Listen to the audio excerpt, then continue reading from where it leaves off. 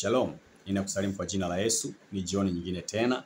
Leo tutajifunza neno la Mungu kutoka kitabu cha Warumi 12 mstari wa kwanza na mstari wa pili. Biblia inasema hivi: Itoeni miili yenu ili iwe dhabihu safi na yenye kumpendeza Mungu. Kwa maana hiyo ndiyo sadaka au ndiyo ibada yenye maana. Kwamba tunapoitoa miili yetu tumetoa sadaka mbele za Mungu.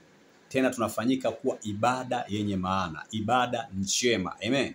Kwa kumbe miili yetu ni zaidi ya sadaka tunazozitoa. Miili yetu tunapoitoa ni zaidi ya fedha, ni zaidi ya majumba, ni zaidi ya magari tunayoyatoa kwenye ibada. Kwa akasema hiyo ndio ibada yenye maana. Kwa Mungu anapendezwa sana na watu wanaoitoa miili yao kuifanya kazi ya Mungu. Watu wanaotoa miili yao kwenda kushuhudia, watu wanaotoa miili yao kwenda kufanya kazi zinazomhusu Mungu. Hiyo ni ibada yenye maana mbele za Mungu. Kwa Mungu akubariki jioni ya leo.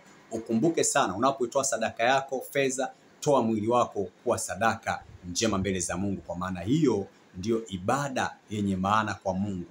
Hiyo ndio ibada. Sikiliza, ibada yenye maana unapoitoa mwili wako ndio ibada yenye maana mbele za Mungu.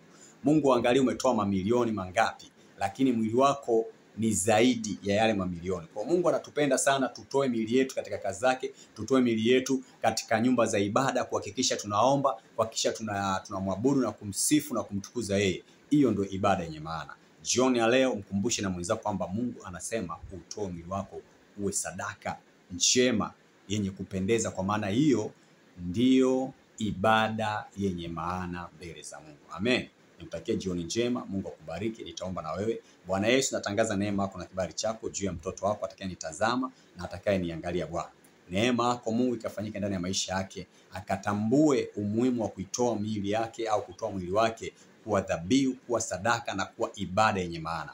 Bwana Yesu, ninaomba haya machache nikiamini Bwana utamfundisha na kumuelewesha ni jinsi gani mwili wake unakuwa ni sadaka na dhabihu yenye maana na ibada yenye maana. Katika jina la Yesu Kristo Mungu hai, Baba, nimeomba nimeamini. Amen.